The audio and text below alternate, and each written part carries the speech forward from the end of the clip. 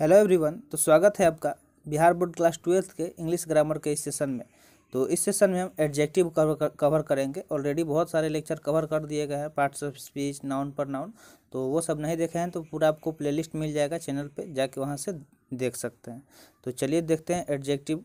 और ये एडजेक्टिव का फर्स्ट पार्ट रहेगा, क्योंकि ये सब लंबे चैप्टर हैं तो पार्ट वाइज कवर करेंगे। तो चलिए शुरू करते हैं। उससे पहले लाइक कर दीजिए, और अभी तक चैनल सब्सक्राइब नहीं किए हैं तो जल्दी से चैनल सब्सक्राइब कर लीजिए।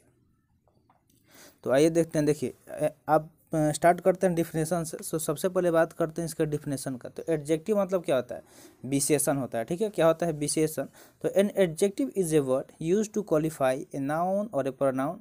यानी कि एडजेक्टिव क्या होता है कि जो किसी संज्ञा या सर्वनाम यानी कि नाउन या प्रोनाउन की विशेषता बताता है। जैसे कि आप यहाँ पे एग्जाम्पल में देख सकते हैं कि राम क्या है? राम एक संज्ञा, ठीक है, जिसका विशेषता बताया जा रहा है गुड से, कि Ram is a good boy. तो राम कैसा लड़का है? तो राम अच्छा लड़का है, तो उसका गुण बताया जा रहा है। क्या क्या किया जा रहा है? उसका गुण बताया जा रहा है। ठीक है, जैसे ही इज इंटेलिजेंट, तो वह क्या है? बुद्धिमान है। तो इंटेलिजेंट यहाँ पे क्या हो गया? ये एक एडजेक्टिव हो गया।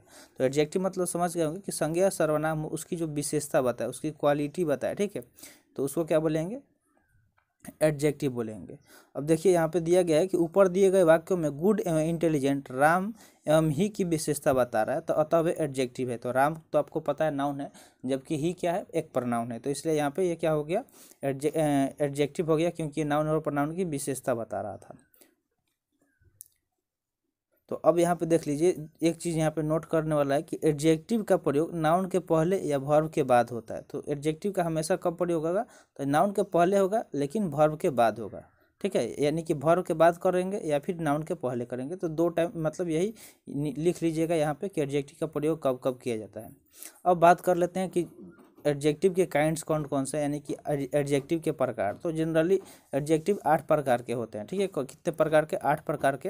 वीडियो पॉज करके आप इसको नोट कर लीजिए कि टाइप्स ऑफ एडजेक्टिव लिख के और नंबर वाइज डाल के इसको लिख लीजिएगा। तो पहला है adjective of quality, proper adjective, adjective of quantity, adjective of number, demonstrative adjective, distributive adjective, interrogative adjective और पॉजिटिव एडजेक्टिव। तो एक एक करके सबको हम लोग डिटेल में पढ़ेंगे। तो पहले इसको नोट कर लीजिए, फिर आगे बढ़ते हैं। तो सबसे पहला है एडजेक्टिव ऑफ क्वालिटी, यानी कि गुणवाचक, जो गुण बताए किसी भी नाउन या प्रोनाउन का। ठीक है, तो जैसे यहाँ पे इसका डिफिनेशन दिया गया है कि वह एडजेक्टिव जो नाउन का गुण या दोष या रंग प्रकट करता है, उससे एडजेक्टिव ऑफ क्वालिटी बोलते हैं। जैसे मान लीजिए कि कोई नाउन है, तो उस किस कलर का है, उसके अंदर कौन सा क्वालिटी है, गुण है, उसका दोष। ठीक है, ये सारी चीज़ जो बताए किसी नाउन या प्रोनाउन के बारे में, तो उसको हम लोग क्या बोलेंगे? एडजेक्टिव ऑफ क्वालिटी बोलेंगे। ठीक है, यानी कि गुणवाचक विशेषण कहते हैं। जैसे कि यहाँ पे एन ऑनेस्ट मैन। ठीक है, एन ऑनेस्ट मैन का मतलब क्या हो गया? कि वो एक ईमानदार व्यक्ति। तो ऑनेस्ट क्या है? एक मतलब किसी के विशेषता बताया जा रहा है। ठीक है, तो यहाँ ऑनेस्ट क्या हो गया? गुणवाचक विशेषण हो गया। ठीक है, यहाँ पे गुणवाचक हो गया। अब यहाँ पे देखिए, यहाँ पे क्या दिया गया है कि एडजेक्टिव निम्नलिखित 2 प्रकार के वाक्य से प्रयुक्त हो सकते हैं। तो यहाँ पे कौन कौन सा है वो देखते हैं। तो फर्स्ट एट्रीब्यूटिव यूज। 2 तरह का यूज किया जाता है। एक तो एट्रीब्यूटिव यूज हो गया, और दूसरा क्या हो गया? Predictive use. ठीक है, प्रेडिकेटिव यूज। तो एट्रीब्यूटिव यूज क्या होता है कि जब एडजेक्टिव का प्रयोग नाउन के पहले होता है, ठीक है, तो उसे क्या बोलेंगे? एट्रीब्यूटिव यूज बोलेंगे। कब? यानी कि जब कोई सेंटेंस है उसमें नाउन के पहले एडजेक्टिव आ जाए तो उसको एट्रीब्यूटिव यूज बोलते हैं, और नाउन के बाद में आए तो उसको, और वर्ब के जो बाद में आए उसको हम लोग क्या बोलते हैं? प्रेडिकेटिव यूज बोलते हैं। तो आपको ये समझ में आ गया होगा कि एट्रीब्यूटिव यूज क्या हो गया और प्रेडिकेटिव यूज क्या हो गया। सेंटेंस में आप देख सकते हैं कि Solomon was a wise king. तो यहाँ पे किंग क्या हो गया? एक नाउन हो गया, और इसके पहले वाइज आया है। जो भी बोल्ड अक्षर में आपको दिख रहा है वो एडजेक्टिव है। तो नाउन के पहले आने वाला एट्रीब्यूटिव हो गया। जबकि यहाँ पे देखिए इज क्या है? एक हेल्पिंग वर्ब है। तो वर्ब तो है ना, तो वर्ब के बाद यहाँ पे प्लेजेंट आया, तो प्लेजेंट क्या हो गया? एक एडजेक्टिव हो गया। तो इसको क्या बोलेंगे?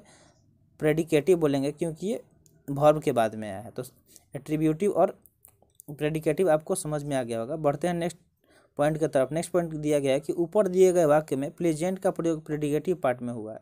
तो ये तो आपको समझा दिए। अब दूसरा टाइप देखते हैं, प्रॉपर एडजेक्टिव। क्या है प्रॉपर एडजेक्टिव? तो प्रॉपर एडजेक्टिव की बात करें तो उसका मीनिंग होता है व्यक्तिवाचक। क्या होता है? व्यक्तिवाचक। ठीक है, तो व्यक्तिवाचक का डिफिनेशन देखते हैं कि प्रॉपर नाउन से बनने वाले एडजेक्टिव को प्रॉपर एडजेक्टिव यानी कि व्यक्तिवाचक विशेषण कहते हैं। जैसे कि बुद्धिस्ट मोनेस्ट्री, ब्रिटिश रूल। यहाँ बुद्धिस्ट एवं ब्रिटिश क्या है? प्रॉपर एडजेक्टिव है। तो प्रॉपर एडजेक्टिव समझ में आ गया, जो मतलब प्रॉपर किसी का नाम लिया जा रहा है, ठीक है, व्यक्तिवाचक, तो उसको क्या बोलेंगे, प्रॉपर एडजेक्टिव बोलेंगे। नेक्स्ट है एडजेक्टिव ऑफ क्वांटिटी। तो क्वांटिटी मतलब होता है कि मतलब किसी चीज़ का मात्रा, कि कितना मात्रा में कोई चीज़ अवेलेबल है। जैसे आप मान लीजिए कि बॉयज़ को काउंट कर रहे हैं, तो कितना कितना बॉयज़ प्रेजेंट है, तो जो आप उसको डिनोट करेंगे उसको क्वांटिटी बोलते हैं। तो एडजेक्टिव ऑफ क्वांटिटी मतलब हो गया परिमाणवाचक।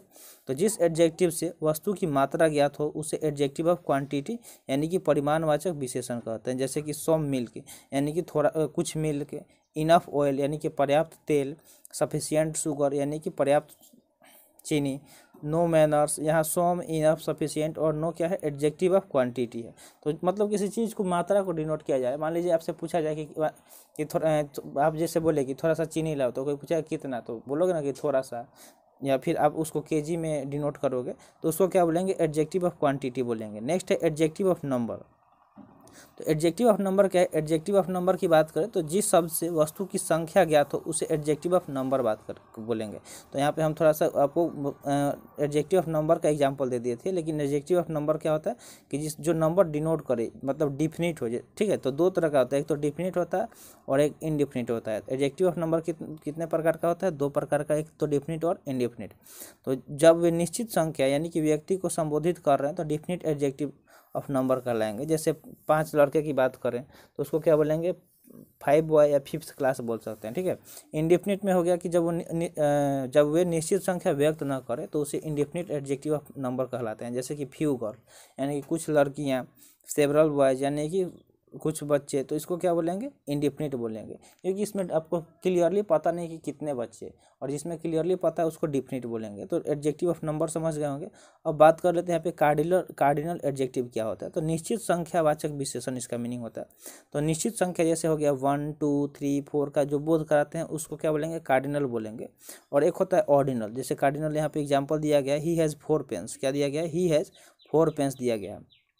अब नेक्स्ट है यहाँ पे ऑर्डिनल एडजेक्टिव। तो ऑर्डिनल एडजेक्टिव की बात करें तो ऑर्डिनल एडजेक्टिव का मतलब होता है निश्चित क्रमवाचक विशेषण, यानी कि निश्चित क्रम, ऑर्डर जो बोध कराए उसको क्या बोलेंगे, ऑर्डिनल बोलेंगे। जैसे मान लीजिए कि पोजीशन का हम लोग बात करते हैं कि क्लास में फर्स्ट कौन किया, सेकंड कौन किया, थर्ड कौन किया, फोर्थ कौन किया, तो जो फर्स्ट सेकंड थर्ड फोर्थ की बात कराए उसको ऑर्डिनल बोलेंगे। जबकि कार्डिनल किसको बोलेंगे, जो एकदम मतलब बोध कराए किसका, निश्चित संख्या का, तो उसको क्या बोलेंगे, कार्डिनल बोलेंगे। तो समझ गए होंगे कार्डिनल और ऑर्डिनल।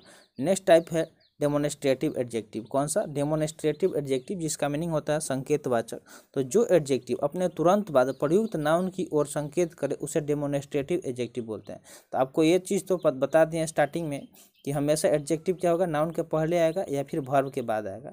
तो डेमोनेस्ट्रेटिव एडजेक्टिव कौन सा होता है, जो अपने मतलब तुरंत जो बाद नाउन होता है उसके तरफ इशारा करे उसको क्या बोलेंगे, डेमोनेस्ट्रेटिव बोलेंगे। जैसे एग्जांपल दिया गया है कि दिस बॉय, तो यह लड़का, तो यहाँ पे दिस क्या हो गया, डेमोनेस्ट्रेटिव एडजेक्टिव हो गया। डैट ग्रुप यानी कि वह समूह, दिस पीपुल, दोज काउंट्री, यहाँ पे दिस डैट दिस दोज क्या हो गया, डेमोनेस्ट्रेटिव एडजेक्टिव हो गया, ठीक है। और अगर देखिए इसके तुरंत बाद वर्ब आ जाए, मान लीजिए यहाँ पे तो नाउन आया तो ये एडजेक्टिव हो गया। अगर तुरंत बाद वर्ब आए तो उसको डेमोनेस्ट्रेटिव प्रोनाउन बोलेंगे। उसको क्या बोलेंगे, डेमोनेस्ट्रेटिव प्रोनाउंस बोलेंगे। तो ये चीज़ आपको याद रखना है, इसमें कोई भी कन्फ्यूजन नहीं होना चाहिए कि जब नाउन आए किसी वो दिस डैट दिस दोज के बाद में तो उसको डेमोनेस्ट्रेटिव एडजेक्टिव बोलेंगे, जबकि वर्ब आए तो उसको डेमोनेस्ट्रेटिव प्रोनाउन बोलेंगे। तो यहाँ पे अब एग्जाम्पल दिया गया है, इसको आप देख सकते हैं डेमोनेस्ट्रेटिव एडजेक्टिव का।